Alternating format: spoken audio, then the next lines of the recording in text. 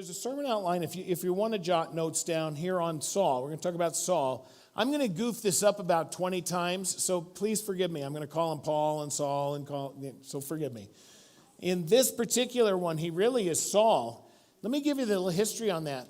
His name isn't changed to Paul until the first missionary journey. That's a number of years later than this instance. And he takes the name Paul for a gospel witness purpose. He's on the island of Cyprus, and the governor's name is Paul. And he takes the governor's name in a hope to convert him to Christianity. There you go. Little known facts you didn't care about or want to know.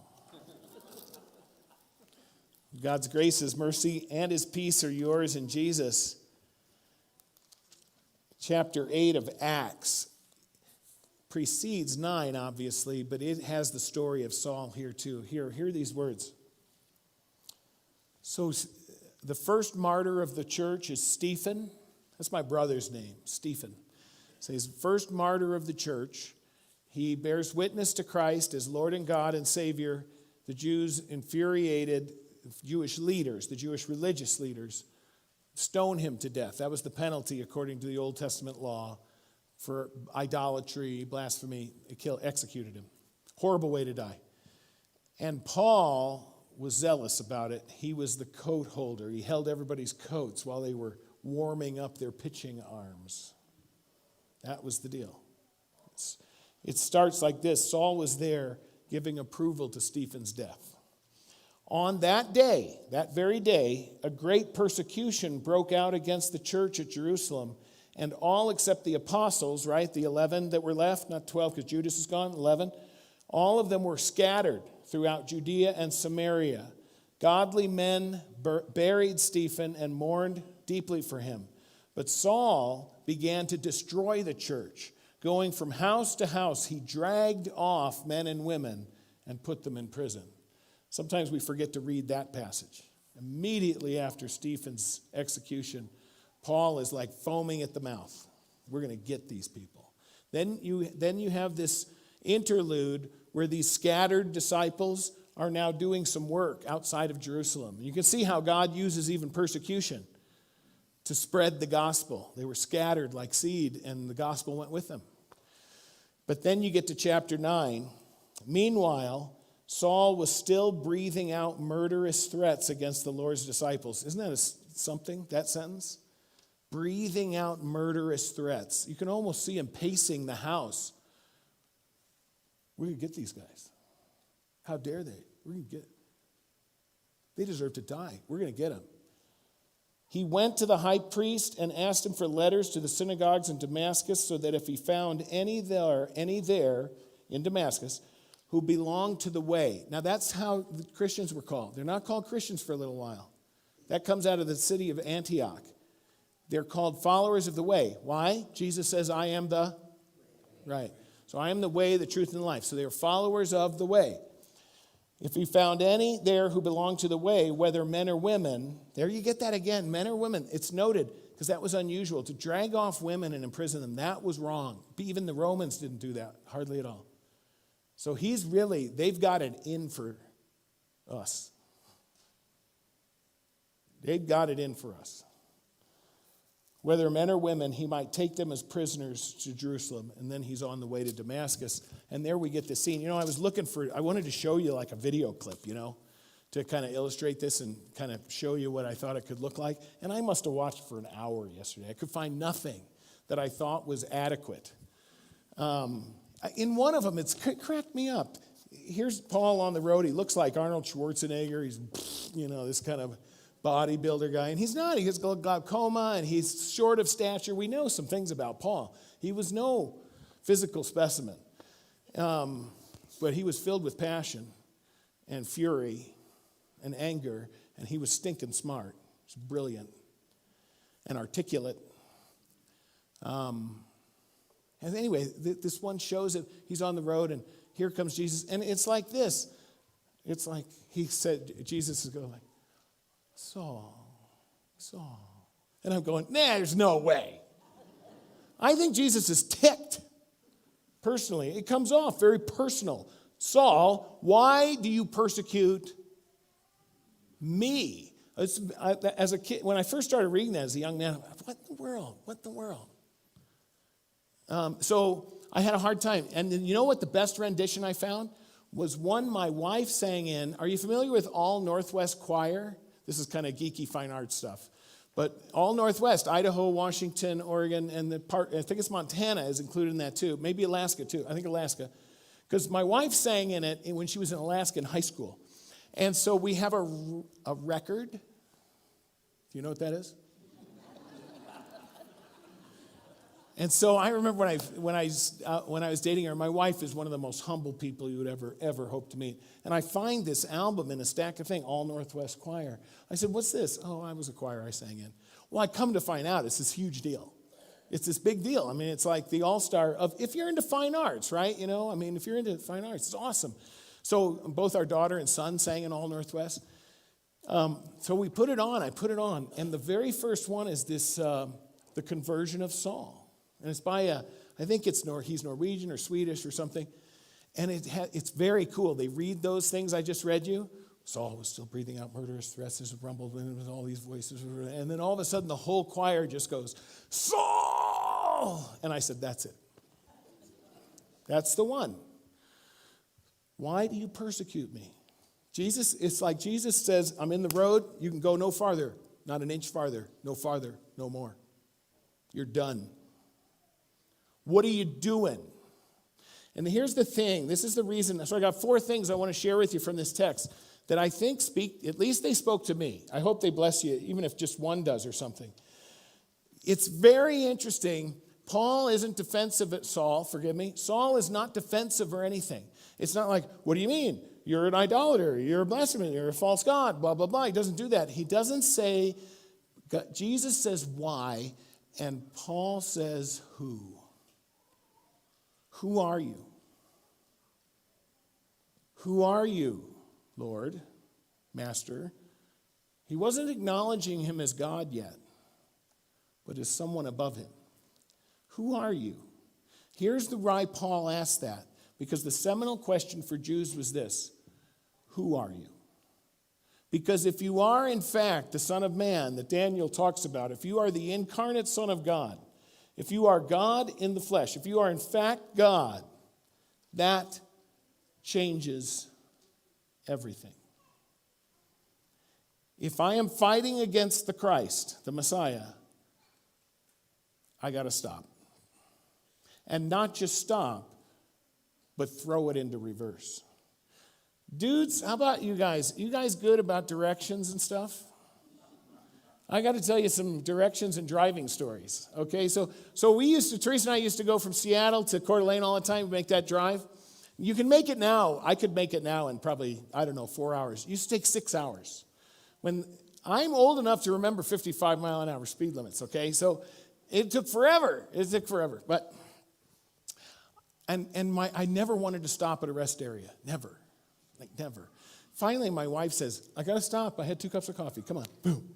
And I go, "And I'm stopping." Finally, she punches me, and I got to stop. And I'm pacing around, and she comes out of the rest area, and she comes to me and says, "What are you worried about?" And I said, "See all those cars? I passed all of them."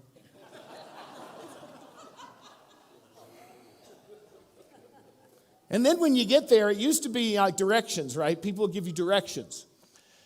And the worst directions, anybody with me on this? Some guy comes up, and it's always a dude. "Oh, you go east for 1.5 miles, and then you go northeast for about another 0.5 of a mile, and then you go directly southwest." And I go, "The sun's not out. I don't know what you're talking about. What I need is this, okay? Go to the 7-Eleven, make a right. Then you go about 5 blocks, and you see the house with the 2 great big oak trees on it, you make a left." That's my directions, okay? Then we were in Germany, and those towns are stupid over there because no streets are straight. And I'm probably like most dudes, I pride myself in my sense of direction. I think maybe I shouldn't have. Because I couldn't, and here's the weird thing, I didn't want to admit it. So I'm the tour guy. I'm like the host, "Oh, let's go." And so I'm walking. And then I find out I am walking in exactly the opposite direction. So now do I eat a bunch of crow and stop and turn around, or do I pretend like I know what I'm doing and keep going? Which do you think it was? Yep, that's the one. So here's the thing. There are times in our life that call for not an adjustment, but a complete reversal. Now, I'm curious if you agree with me on this. I put that in the confession because that speaks to me. There are times I want to go to God and say, I just want a course correction. Could you just give me a little nudge in the right direction? And I think what I hear often from God is, I don't do that. I don't do course corrections. I do transformations. Here's the problem, because I hang on to the old. And I want to do a little course correction, and the course correction doesn't work because I'm still hanging on to the old. Last week I preached on Lazarus, who Jesus raised from the dead. And that one line in there is Jesus says, take off his grave clothes. And I'm still wearing some of mine. And so God, this is point number one. Saul is a great model, because I think a lot of times we go, well, yeah, that was Saul. I mean, he was dragging men and women off to prison. That's not me. I just need an adjustment. And an adjustment means, and now again, I'm speaking some law to all of us, please understand, is sometimes it's like, God, I want you to do as little as necessary. Not as much as I need. That's the first thing. Paul is an example. Saul is an example of this, in which it's true for all of us. God wants us. So here's my thought for you, prayer-wise, is for you to stop and to say, Lord, where do I need 180 degrees? Where do I need that? Where in my life's 180 degrees? Not just an adjustment, but 180 degrees. Second thing is this. So I kind of told you this before, but I got another reason to tell you this story. So in Portland, I would golf a lot, and I'd go and go by myself. And then they put three guys with you, or three people with you. And hi, I'm Jonathan, I'm Bill, whatever, you tee off. By about the third hole, you start saying what you do for a living. Hey, what do you do for work? And they go, I'm a plumber, I'm a teacher. They get to me, I'm the pastor at Bethlehem Lutheran, and they would go, oh, sorry. They would all apologize to me because their language had been so horrible for the first three holes. And I would say to them, it's okay. I bartended for 7 years.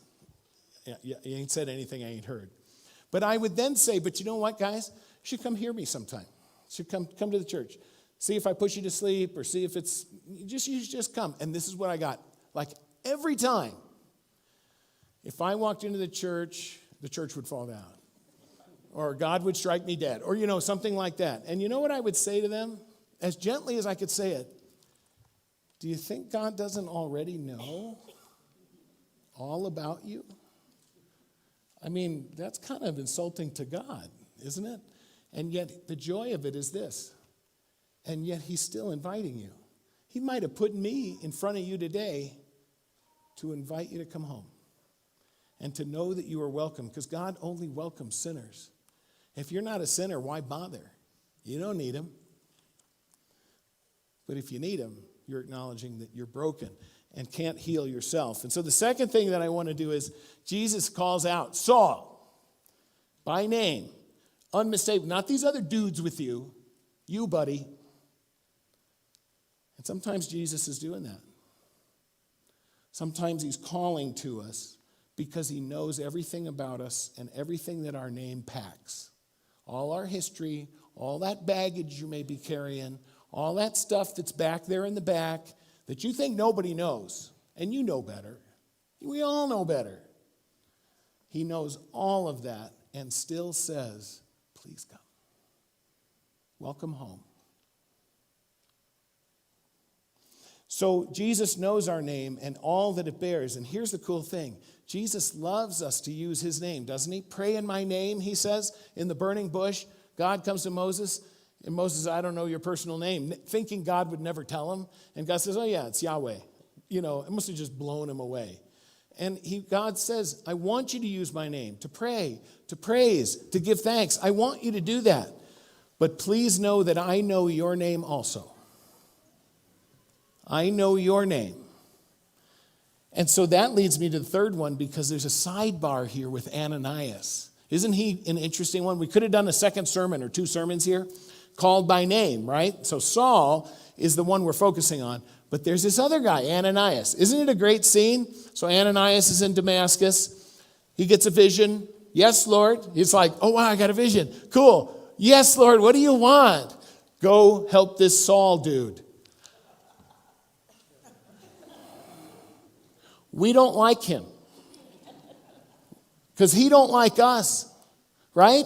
Did you catch it? I mean, it's so hilarious, isn't it? It's like, God, didn't you know this? This guy's been going around arresting us, dragging people off into prison. This is a problem. You want me to go there and not condemn him? See? I think Ananias would have been all in if he had said, I need you to be my instrument of vengeance. And he'd have been all over that. Isn't that crazy for Christians too? There's a course reversal for us. God is never calling you to be his agent of vengeance. Never. Not once. He does call to us to show love. Sometimes it's hard love, but to show love. And that's what he does here to Paul. To a man who is now blind, sitting in the dark, he is completely in the dark, and yet this Christian, this follower of the way, has been asked to come and restore him. And here's the point that I wanted you to note this on 3. Ananias is also called by name. I wonder if you pray ever in the morning. Ananias is not called to minister to Saul for like the next 10 years. Sometimes I think we're nervous about making ourselves available to God because we think that it's like a life sentence. God's going to ask me to do something like teach Sunday school and I'll never get out of it again. You know, that's not the case. In this moment, God calls Ananias and says, I got a job for you. And it's not a job Ananias wants, but here's the thing. Who do you know, who do you think? Do you think possibly that God may be longing for you to be ready for him to call your name and say, I got somebody today I need you to pray for. I got somebody today I need you to go say hello to.